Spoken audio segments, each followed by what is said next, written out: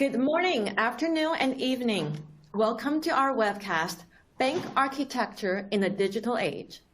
This webcast is part of the Global Thought Leadership Program, Rethinking, produced by Thought Machine. With the Rethinking program, we strive to bring to you a variety of topics facing the banking institutions today with the help of our partners, clients, and subject matter experts. I'm Robin Zhang, Director of Marketing at Thought Machine North America. Today, I am very honored to moderate an amazing panel of industry leaders on a very timely topic. Before we start, I'd like to go through a few housekeeping items. We will be taking questions throughout the webcast. Please use the Q&A window on your online dashboard to submit your questions, and we will do our very best to address them all. In any event we can't, we will certainly follow up as appropriate. And there will be polling questions planted throughout the webcast. The purpose of these polling questions is simply to encourage audience participation in our discussions. And replay will be available on our online website at thoughtmachine.net/rethinking. This is also the website where you will be able to find a schedule for upcoming webcasts, as well as other interesting thought leadership assets. Finally, at the end of the webcast, there will be a very brief survey. We'd very much appreciate if you can take a few seconds to provide some feedback, which will be very critical as we continue to improve, as well as to bring to you thought-provoking topics in the future. Now, without further ado, I'd like to present to you our amazing panel for today. Clay Adams, CEO, Mascoma Bank. Liam Leahy, MD of Sales, EMEA and Americas at Thought Machine. Raphael Resnick, CTO at Mascoma Bank. Now, I'd like to ask each of the panelists to please provide a very brief self-introduction. Clay, if you don't mind, can I start with you?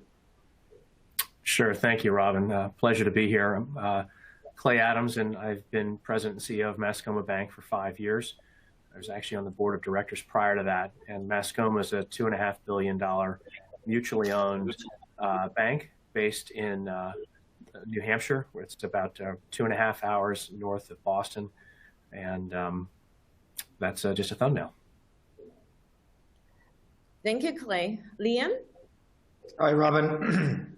Hi, Clay. Hi, Raphael. My name is Liam Leahy. Like Robin said, I run sales and sales engineering here at Thought Machine. I've been on the Thought Machine journey for 4 years. So I joined when there were 40 odd people. So we're now just over 500 and growing. So I've been on the entire journey. Been in Fintech for 10 years. So I was with Dovetail prior to Thought Machine, selling enterprise payments to, again, large corporate banks, and been in banking in general for about 20 odd years, starting off in technology and now making my way out into the commercial leadership roles. Thanks, Liam. Last but not least, Raphael. Hi, Robin. Raphael Resnick. I am the Chief Technology Officer at Mascoma Bank. I've been here for roughly 4.5 years. My background is in technology and not banking. Thank you, Raphael. Thank you, Raphael, Liam, and Clay. Again, it's very honored to have all of you today. Today's webcast is the conclusion of a 4-part mini-series about banking modernization. In the last 3 webcasts, we have covered a series of topics from the key characteristics of modern core banking systems to cloud native to real-time data, all critical to banks' modernization efforts. And today, we will focus on modern banking architecture from 3 key areas. First, challenges and the trends facing banks today. And then secondly, we're going to talk about what are some of the driving forces behind banking architecture modernization efforts. And we will also take a deep dive, talk about some of the specifics in terms of opportunities and challenges for community banks. Finally, in the end, we will lean on our panel's experience and wisdom to help us envision the road ahead as we collectively embark on this exciting and inevitable journey of banking modernization. So before I start to firing off questions to our panelists, and I would like to invite our audience to join us with the first polling question. What are the top challenges facing your banks today? And select all that apply. A, first evolving and disparate regulatory compliance requirements. B, customer requirements for innovative and personalized digital products and services.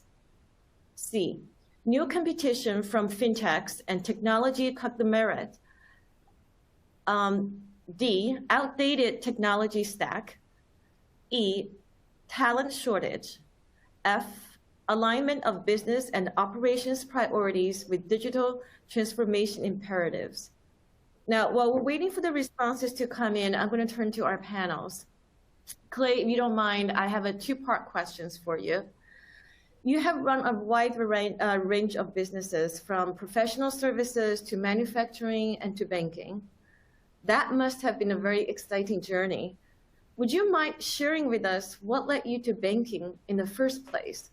And the second part of my question is that during the last 5 years in banking, what are some of the transformative events that have heavily influenced your business strategies for Mascoma? Sure thing, Robin. So I started my career out of college in management consulting and did that for a while. And then for the past 15 years, for 15 years after that, I led other businesses in the region where I now call home. And along the way had become a board member of Mascoma Bank. It's a community bank. I mentioned earlier it's mutually owned, which means we take a multi-stakeholder approach, and our depositors are really ultimately the people who have ownership stake in the bank. While I was on the board, our longtime CEO of 30 years, or nearly 30 years, announced his retirement. And I was encouraged by another board member to throw my hat in the ring, and very happy that I did. It's a wonderful organization whose values align with my own, and is really looking toward the future. And as a mutual bank, I feel somewhat lucky in that we can afford to take a long-term perspective. Now we have enough scale to start making some interesting investment decisions in technology. And it also allows us to use business as a force for positive change for our customers and our communities. I guess on the second question, some of the transformative events, I guess in my prior professional lives, every business I've been involved with has had a technology orientation of some form, really enabling it to focus on its mission. And so I had always had developers on the team. Community banking, I found, is pretty much entirely different, and most community banks don't have a whole lot of native technology talent and instead rely on third parties for just about all of their technology needs, other than traditionally speaking, and in the case of Mascoma, more infrastructure. That is changing, I think, for the better in many banks. The advent of fintechs over the past 5 years, and certainly the investments that large banks are putting in, are really creating an existential threat, in my view, to community banks, because they're kind of getting squeezed from both sides. However, I see partnering with fintechs as a real opportunity to help level the playing field. And to me, that's going to be the way forward for organizations. Thank you, Clay. Continuing on your conversation about technology transformation, across the board, across the industries, Raphael, I'm going to turn to you on that thread. Many technically savvy banks are shaking up banking and transforming services for their customers. In your view, as a technologist, as a CTO of a regional bank, how can banks capitalize on this opportunity while also remaining resilient in this fast evolving digital age? Well, thanks, Robin. I think banks have to take ownership of their technology. We can't just throw the ball over the fence and expect somebody else to handle our customers. So I feel that the banks can partner with fintechs. It's not necessarily adversarial in all cases, but to do that, banks should use the data that they have. Banks have a lot of data, a lot of untapped data. They can look at the data and determine what services their customers are using that they're not offering, for example, and find fintechs so that they can offer a complementary service at that point. And it, at a minimum, it allows a bank to have parity with fintech offerings or larger banks, particularly from a community banking lens. But if the bank has a higher risk appetite, they can add services that differentiate themselves from other institutions. I think that will, having ownership over the technology and what they're offering their customers will help a bank with resilience.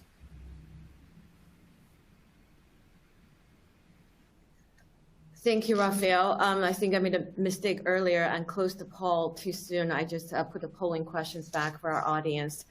Liam, I'm going to turn to you next.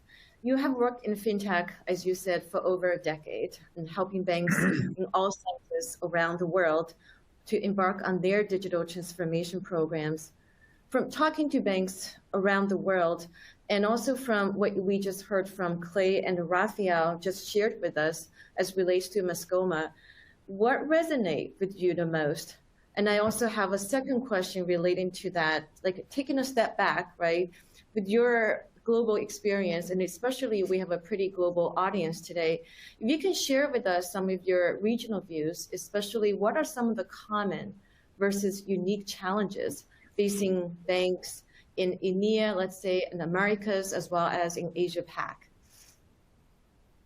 Yeah, no problem. So, I mean, fintech, even in the 10 years that I've been involved in it, has changed dramatically. I mean, the rate and pace of change, the availability of funding into the sector, so therefore the amount of options and innovation coming out of the sector has exploded in the last number of years, both from offerings on the neo-banking side, so banks or financial institutions themselves creating from scratch and getting to scale quickly. So whether it be Revolut, Monzo, N26, Vero Money, for instance, came out of nowhere and have got to scale very quickly, sitting in new technology. I mean that's a trend we see all over the world. But also then on the fintech vendor side, so the availability of public cloud and public cloud offerings at scale, the advent of new technologies to be able to take full advantage of the positive aspects of what public cloud gives you, the availability of funding to allow startups to take a chance where they see opportunities in marketplace. So no longer massive reliance on large established vendors in space, but allowing innovation and creativity as individual entrepreneurs or individual experienced market participants spot opportunities or gaps in market and then be able to go and create offerings in those marketplaces. I mean, where we are today in comparison to where we were 5 years ago, for instance, I mean, the fintech ecosystem all over the world and the various different flavors that it offers is enormous and offers enormous opportunities. And then, I mean, we've been part of that journey. I mean, Thought Machine has been around since 2014. I've been with them since 2017. I mean, and we've seen it. I mean, when I joined in 2017, it was 40 odd people. We could see that there was appetite in marketplace, but it was early. The regulators took a wary view of public cloud and of deploying financial services in public cloud. The established banks were looking at public cloud, but looking at it from a curiosity perspective rather than as a core choice as part of their business armory, for example. And I mean, it was the drive of the fintechs. So, like we said, the explosion of the neo banks and taking market share of the larger banks, and then the explosion of the fintech ecosystem and providing offerings that allowed neos coming into space to build competitive banks. And then now, as we're seeing, as the ecosystem matures, as the cloud vendors have participated and interacted more with the regulators and the established banks, they all now are participating in that market space and are now looking at how to improve their own businesses, how to improve their own processes, how to improve their own operating models. But more importantly of all, and we can see this across the planet, how to service their customers and provide servicing that their customers expect based on their customers' expectations now being set by the large internet players. So your customers today expect to interact with their digital channels. They expect them to be real time. They expect the type of functionality and interaction that they get from services that they use every day, Netflix, Google, Facebook, whatever you want. And banks have to step up and compete, and we can see that they are stepping up to compete.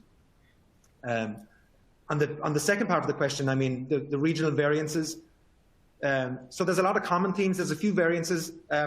So in Asia Pac, we can see a slightly underdeveloped market in certain parts of it.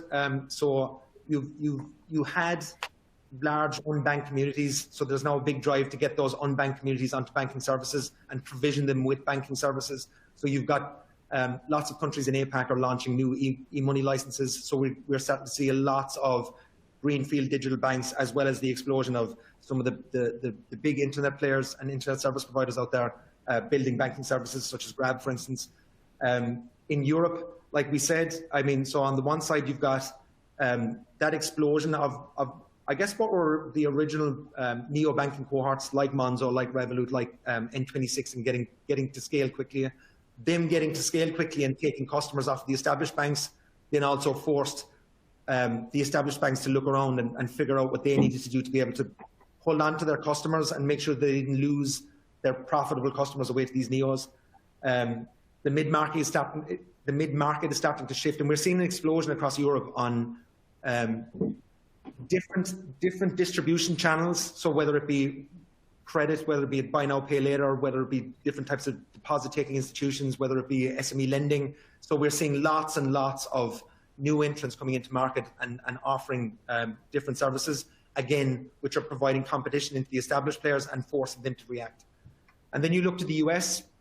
So the US, from our perspective, have been slower to get going, but now that they're getting going, we can see that the pace of change and the pace of interaction with the likes of us, for instance, and queries coming to us is starting to pick up on a massive basis. The market is dominated by a small number of banks on the top end, but you then have a very large number of banks beneath that servicing large numbers of customers. So on the community banking side, we see that in the past has been dominated by a couple of small service providers into marketplace. We can see now that, again, that marketplace is looking around and seeing that better offerings, better service offerings by other fintech players are starting to raise questions with regards to the service offerings they're getting and how to provision their customers with better services. And in the top end, I mean, you've got the massive global banks that dominate the US and the planet are looking. I mean, they're looking to Silicon Valley. They're looking to some of the big internet players and the cloud players, and looking to ensure that they're putting themselves in a position to be able to compete now, but also in 10 years' time. Sorry, that's a long-winded, rambling answer. No, that's great.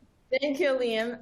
Actually, I feel like there's the common theme, but what all three of you are sharing with us, and as well as what the audience is showing, as you can see from the screen, right? I come from a long background about regulatory compliance, risk, all of that. Not to say that no longer important, but as you can see, the responses, people are overwhelmingly identifying, technology as well as customer satisfaction as the top drivers for change per se, or challenges or trends, right? So I think that's very interesting. I do have a couple of yeah, but just on that point though, just on that point, especially from us in the fintech space, and especially from those of us that come from the technology side, sometimes we forget that, I mean, technology is an enabler. It enables a huge amount of different things and change within the organization. But at the end of the day, there has to be a positive business outcome from what you're going to utilize the technology for. So technology for technology's sake doesn't get you much, but technology used in the right way or utilized in the right way delivers you and the bank business positive outcomes and delivers your customers better servicing. Absolutely. Yeah, Liam, jumping on, you talk quite a bit about disruption from the fintechs, right? There's a question from the audience. I think that may be good jumping on that thread. I want to pose it to you. How do you feel about legacy core providers? Do you see any new players disrupting the space to make things more affordable for small banks? How do I feel about legacy players? Well, I'm in direct competition with them, so I don't think a lot of them, but they've built great businesses, which we hope to disrupt over time.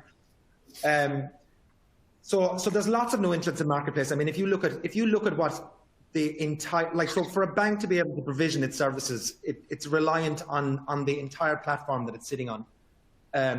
Going back 30 or 40 years ago, I mean, especially the large banks or vendors in space at the time tended to provision everything on single mainframes. Moving closer into the recent past, you have large vendors operating marketplaces who broke up platform, but who had offerings in the various different componentry of the overall platform, but they provided a one-stop shop with regards to provisioning those services and then servicing the customer. I mean, where you are, and the problem with that was that you then become fully reliant on vendor to keep all aspects of the platform and all the components of the platform up to date and up on trend and in line with regulations and in line with what the market wants, which is, even for the largest vendors, I mean, it's difficult, right? Because at the end of the day, they have to service their existing customers on existing software, as well as trying to keep investing on modernizing what they've got while also maintaining a profit margin, right? Where we're heading now, though, whereby you start to see that fragment out, whereby you now have focused individual fintechs identifying or picking individual components and then building world-class componentry. And I mean, so what, in theory, what you get from that is that you now have the ability as a banking customer to be able to go into fintech ecosystem, pick the individual components, world-class best-of-breed components, and you end up with world-class best-of-breed platform. And as you evolve, you can plug in and out each of those individual components to suit your ongoing needs or to suit your evolution as a business as you proceed. So, I mean, the disruption here is being caused by small groups of individuals, or at least small groups of individuals starting out and focusing on individual problems and then coming up with world-class solutions, right? Which means then that individually you're getting best of world outcomes. Hey, Robin, if I could jump in on that, I think on that question, absolutely. I think one of the things that is happening and building off of what Liam said is there's best in breed in a fragmented area. What community banks have become accustomed to, and I think what the core providers have done brilliantly, is created a turnkey solution. And so the way community banks can get into this is by appending these things to their current core or possibly going to a third generation core and appending things. But there's a lot of internal technology work that has to happen there. So it's a lot harder to do that, probably good outcome, but harder to do than what historically has happened, where you just said, hey, take care of all my technology needs. And that is a total sea change for community banking. Thank you, Clay. Actually, jumping on what you just said, I think there's a question from the audience may actually help us to extend that a little bit. The question is that in terms of modernizing core banking, there needs to be a business, people, and process modernization as well. IT also requires culture change. I wonder if you have any, this is more of a change management question, right? For both the broader bank as well as IT organization. So love to get your take on that, as well as Raphael. I'm going to come to you next. Sure. I think it is a huge cultural thing. So you could have the best technology group in the planet, but if you cannot get the alignment across the organization, across different departments, as well as with your board of directors who are helping to fund some of these investments, it's going to be hard to pull off. And on the cultural piece, in my earlier career, I was, as a management consultant, I was at a major U.S. airline, and this is kind of the late 90s when e-commerce was just happening. And they took their e-commerce project to kind of, and they did it off-site, entirely separate from the rest of the organization. And ultimately, those were brought in. But I think that that's informative because you really have to have that approach, I think, from day one in an organization to help modernize. And I think we've been working on that for certainly since the day I walked in the door, and even more so when Raphael. And one of the mantras we have is to really maintain a continuous improvement mindset. And that's from anyone who's a new employee up to people who have been here for decades, and trying to constantly, in some ways, question the status quo and how can we do this better on behalf of our customers, on behalf of making a lot of our internal processes more effective, but introducing that in a non-confrontational, non-threatening way that allows people to kind of start thinking for themselves and be more knowledge workers. And it doesn't happen overnight, but once we show people it's safe to do that, they seem to be getting on board with it. And I think that it's certainly helping us more now and as we pick up more velocity. I just want to back up something on that, because we can see this all over the world, right? I mean, you've got to bring the business with you. You're not going to and we see this all over the world, especially in the established banks that are trying to figure out where they need to be and how to get there. You're not going to turn a successful 100-year-old bank into Google in 12 months, right? It takes time, and you have to bring and also all of these banks, right? So I mean, we keep going on about legacy architecture and legacy technology and everything else as if the bank isn't a successful business running and servicing successfully their customers, right? They need to transition over time to make sure that they're able to compete going into the future. But that is a process, right? So there is change on a technological basis, on a platform basis, on a business operations basis, and on a business capabilities basis in its own right. And the whole institution needs to come with you to remain as a successful, viable business on an ongoing basis. Thanks. Now I'm going to move on to the discussion a little bit. As mentioned earlier, this webcast is the last of the mini-series that focuses on banking modernization. A key attribute of modern banking is API-based microservices architecture design. So in this next round of discussion, I want to geek out a little bit with some technical questions.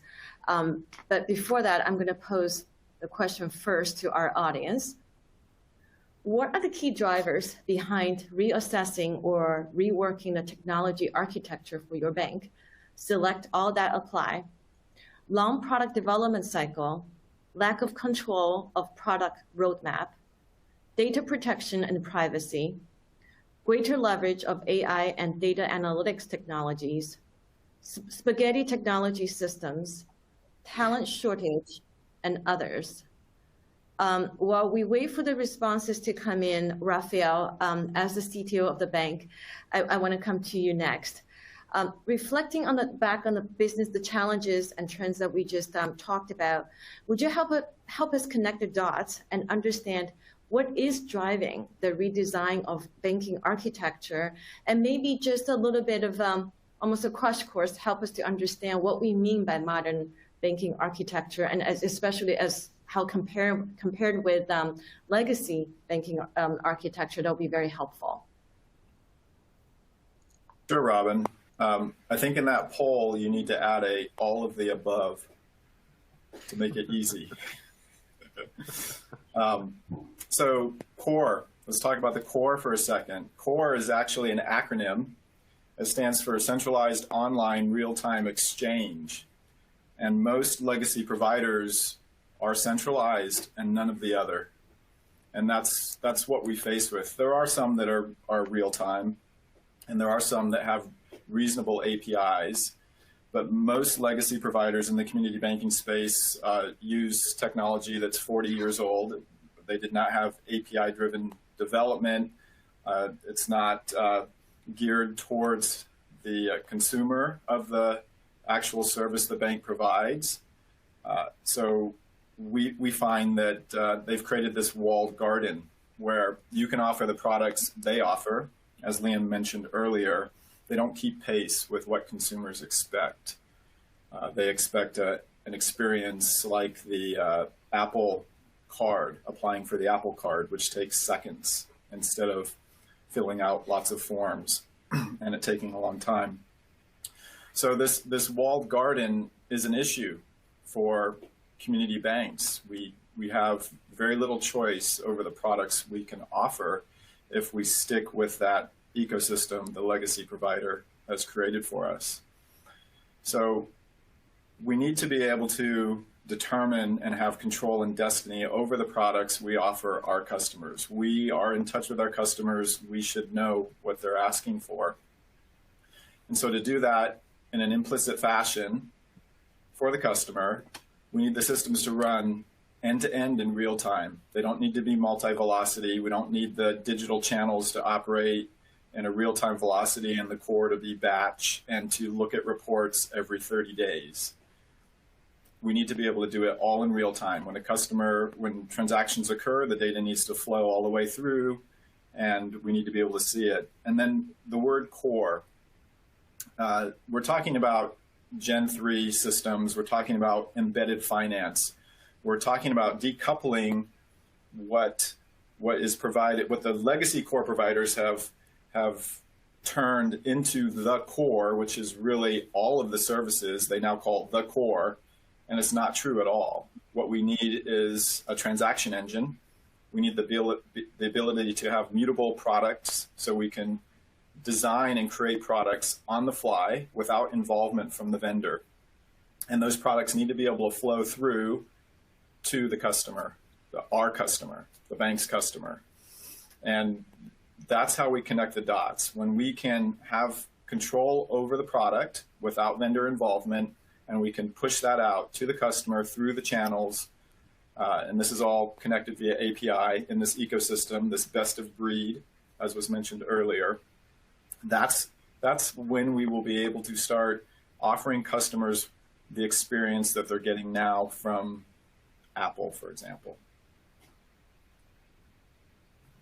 Thank you, Raphael. I think what you said also resonates a lot with our audience. I'm just looking at the polling results come back in, right? The control of product roadmap is certainly one of the key ones. And the spaghetti technology system is probably, these are for more some of the older established banks.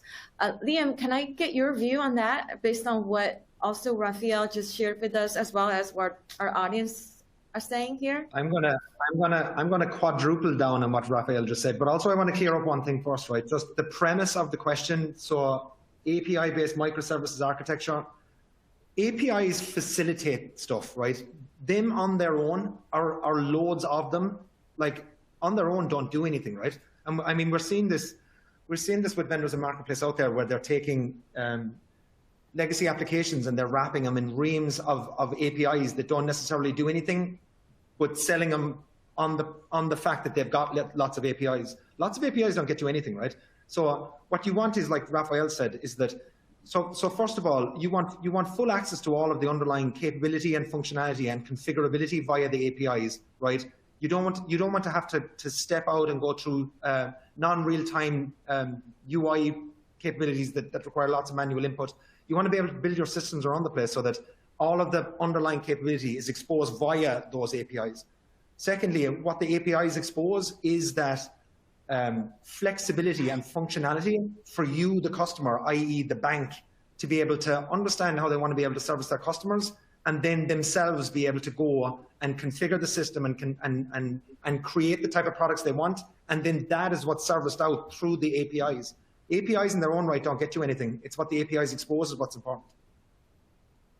Thanks, Liam. Now, Clay, coming back from technology, a lot of the techie talk here, some can argue technologists always want to pursue the best and the latest. As a business executive, what convinced you to modernize banking system in the first place? And during that process, what were your biggest concerns in the beginning? And how did your team turn it around for you? So on your first point, I'll certainly agree with you that technologists do like to work with more modern platforms. I think it's a little bit of a chicken and egg thing, but we kind of made a commitment early on to start to modernize our technology and our approach to it and the mentality around it. And that's allowed us to attract some great people. And, you know, it starts with Raphael. Raphael and I had worked together before.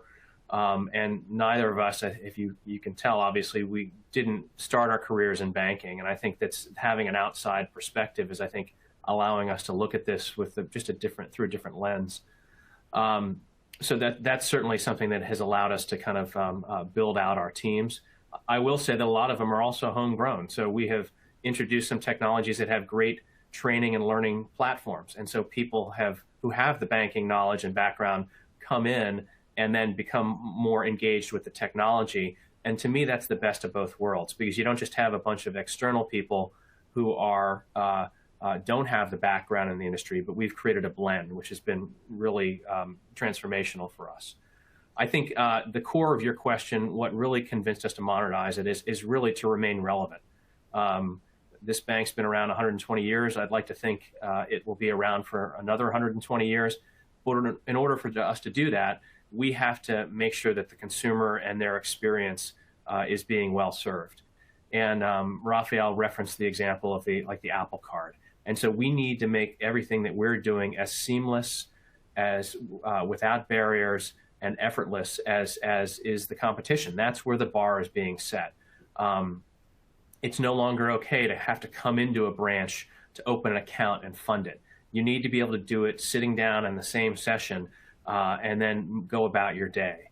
And we're not the ones setting that bar. That's what the market is setting. And that's really what we have to focus on. And I think a lot of banks historically, and we were like this too, focus a little bit more first on their operational process and their internal process more than they do the customer experience. And that is something that has to turn in this industry, and I think it is. I think also in this, there's a lot of operational efficiency to gain. And I think I spoke earlier about the alignment that is needed with the board, with senior management, with your peers, and not just putting technology in its own little silo. If you do that, you'll spend a lot of money, but you're not really going to affect the organization. So there are a number of things that are needed in order for this to actually play itself out in a positive manner. Thank you, Clay. I remember from just hearing from you, both you and Raphael today, as well as our previous conversations, I remember I was very impressed by your enthusiasm and as well as passion for banking modernization beyond just Mascoma. And you both have shared such a desire to help out, your other peer regional community banks. Because transformation programs are never easy, right? Especially for banks that may not have the unlimited funding and resources. I would love to get both of your view. Clay, maybe I'll start with you first. As a community bank, Mascoma is certainly a pioneer of digital transformation. If you were to speak to a group of CEOs of regional and community banks, what advice would you give to them? So I think that the first thing, and it may be stating the obvious, is like, look, what got us here is not going to carry us forward into the future.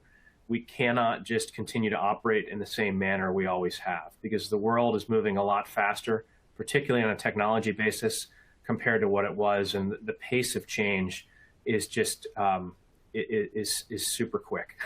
And I think the pandemic has only exacerbated that pace, and it's not convenient to think about, but I think that's a reality.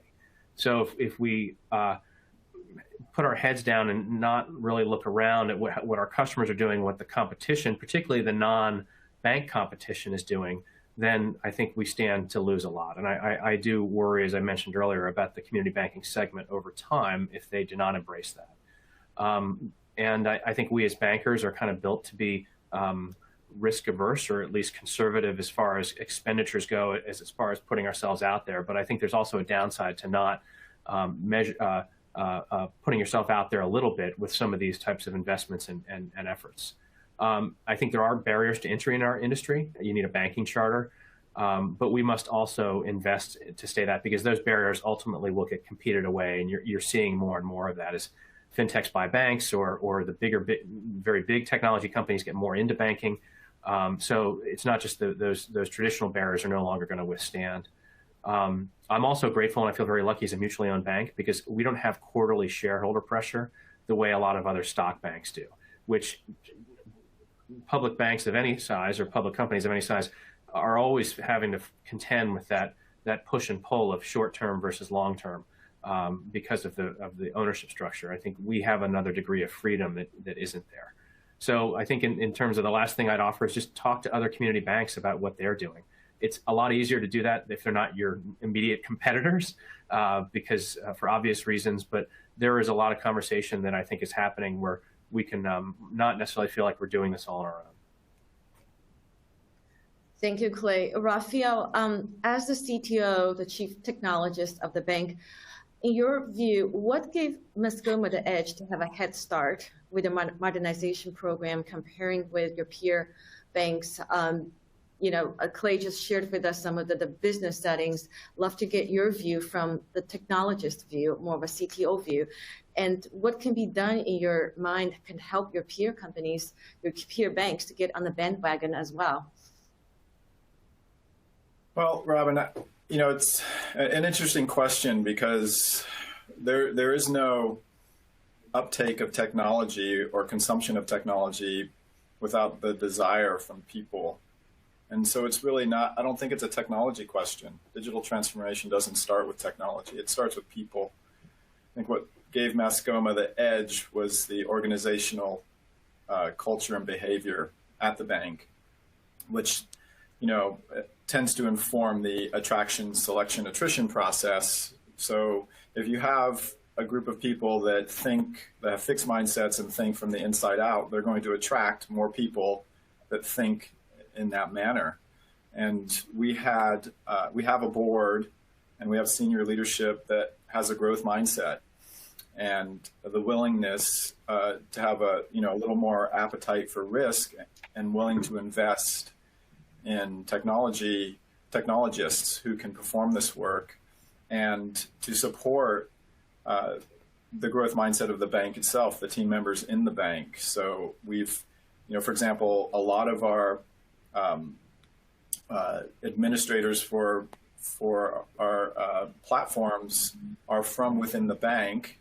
They're not technologists we hired outside. We took a long-term view and we helped these people on a journey to learn technology. They have the right values. Technology, in many cases, you can train people certain things, not in all cases, but in many cases, but you can't necessarily train people in values or, the culture and behavior. So if we have those people, we can take them and give them an opportunity. And so we provided those opportunities and people jumped at it. And that gave us the edge because now we have a loyal team member base. They know they have a roadmap.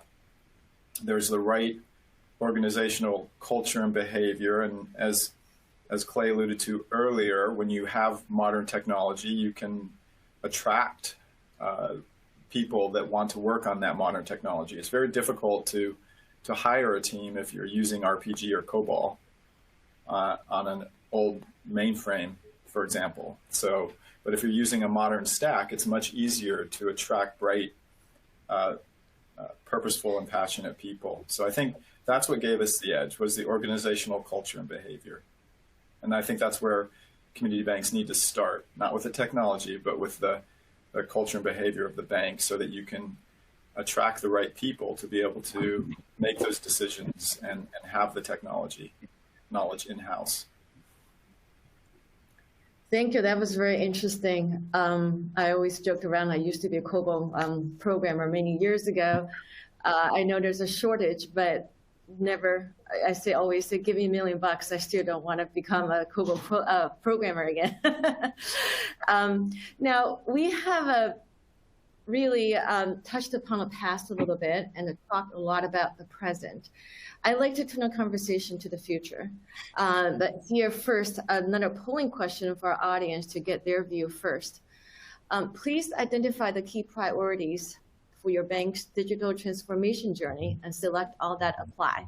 Develop new digital products and services, migrating existing products and services to the cloud, modernize and simplify technology stack overall, update core banking system, reskill and upskill talents, and hire new technology talents, change management and senior management buy-in. So while we're waiting for the responses to come in, Clay, I'm gonna come to you next. What are your priorities for digital investment as you look ahead? And how important will it be to maintain a customer-centric mindset in your onward digital transformation journey? I know you already talked a lot about customer satisfaction, all of that. Hopefully this question will help us to bring all of them together as we look forward for you to be able to share with us some of your priorities in the future. Sure. So I guess let me just start back, looking back how we started this. If there's some banks that are getting going, is we've actually created a lot of savings in the technology group to fund some of this work. And that's more on our conventional kind of technology spend, telephony, data, all the different contracts that kind of make up what a bank needs is that we've actually pulled a lot of out of those that is allowing us to focus it in our view in more value-added manners that will allow us to continue to transform the bank with a customer-centric mindset. So ultimately, the priorities for digital investment is like whatever is going to give people as seamless and omni-channel banking experience as they can. We want that to be have people bank where, when, and how they want. And you have to be able to have that, whether it's good platform technology for someone coming in the branch so that the relationship banker can serve their needs very quickly and efficiently and not have to go to 6 different screens to do a change of address. But it's for a good customer experience. Same thing with our call center, being able to respond quickly. Those are more traditional kind of interactions a customer might have with a bank, but they get down to that customer experience. And then, of course, there's the entire digital thing. And I spent 20 years before I was a customer Mascoma with a large national bank, USAA, which serves members of the military in the U.S. And I never went in a branch. And they were forced, even before the digital revolution, to provide people with service when and how they wanted to bank. And so I think that that's how we all have to think about this moving forward. And if you want to go in a branch, great, give them a great experience. But if they don't want to go in a branch, give them a great digital experience. I think in terms of priorities, to me, it's digitizing the routine and making everything else reliable and secure. And so really creating the value add with the in-person or live conversations you have to have with people. But if it's something like opening an account, a business account or a consumer account, make it really, really fast. And but not drag people to do something that they're not used to doing. Signing documentation, just really routine stuff. That's where people get angry. So again, and then there's a whole lot of operational stuff banks can do to become more efficient so that you're not handling as much paper and you're just much more accurate. And we're seeing a lot of that. And I think we have to continue that as an industry. Thank you, Clay. Raphael, in our earlier discussions, you talked a little bit about how you gain better control of product roadmap with the core, the modern core architecture design. In your role as a CTO, would you be able to share with us, now you have better control of your product roadmap, what were your next immediate priorities, whether it's about updating existing products and services or developing new products and services? And I have a second part of the question is that, what's your also plan in terms of continue to modernize your technology stack in order to empower the businesses to develop innovative products and services and with speed? Sure, Robin. We've been on this journey for about 4 years, trying to figure out how we can make this an end-to-end seamless, high-velocity offering for our customers. And at the end of the day, we identified 2 providers, and really out of those 2, one is a true provider of a product that allows us to decouple our products from the actual transaction engine, in a sense, and the entire ecosystem. In other words, giving us complete control over what products we can implement or offer. Imagine we as a community bank want to offer buy now, pay later. Well, right now with our current provider, we'd have to go find some buy now, pay later fintech. We'd have to integrate it at the front end somehow, and then deal with things on the back end with our current provider. But going forward, we should be able to implement that in our product configuration on our own without anybody else, including the vendor of our transaction engine. So we want to, the next steps is to implement a product that allows us to decouple products from the core in a sense, because really there is no more core. We're talking about a Gen 3 product. We're talking about embedded finance, headless core, whatever term you want to use. And so that's our next step, is to implement that and then carry that through our digital channels, all of our customer interfacing channels, to carry these products through those channels and modernize those as well. Because we can, anybody can go out and find a new digital channel and wrap their current core with that digital channel, but they're still stuck with the products that the vendor allows them to offer, or whatever can be plugged in from somebody else. We want to be able to have control over that. So that is our primary product roadmap right now, is to implement the decoupling of product and then to create new products, as you say, new products that completely differentiate us from other providers, so that we can start gathering a share of that customer wallet that is going to other people. We're not asking for the customer to buy something that's completely different and new. We don't have to explain what it is. It's something they're already doing, but we can offer it implicitly in our system. So that's our roadmap. Implement, so we have control over the product, and then build new products, completely new products. Thank you, Raphael. Liam, on the same questions I just posed to both Raphael and Clay, and love to get your observation about the other banks that you have worked with. And also, if you have any comments on the polling question results as well, we'd love to hear that too.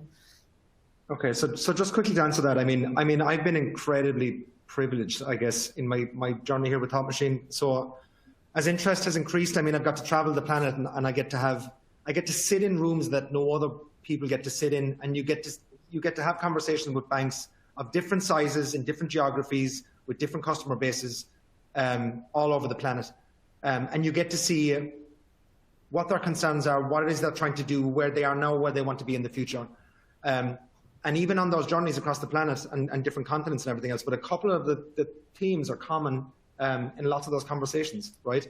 So flexibility and ownership over how you get to service your own customer, and breaking the reliance on the vendors that you're dealing with, right? In almost all cases, especially with the established banks, they know their customers. They've got, like Mascoma has, they've got long-term relationships with their customers, and they know them better than anybody else. They know what they want, they know what they would like to have, and then to be able to give them what they want and give them the servicing they want is key. Data, like, it now transpires, Google and the large Silicon Valley internet giants spotted it first, but there's a massive value in data. So having access to that data, and having access to that data on a real-time basis, again, there's a self-reinforcing loop. It gives you visibility of what your customers are doing, of what your customers aren't doing, and giving you a path with regards to being able to facilitate them in what they want to be able to do, for instance, right? Managing your costs, managing your operations.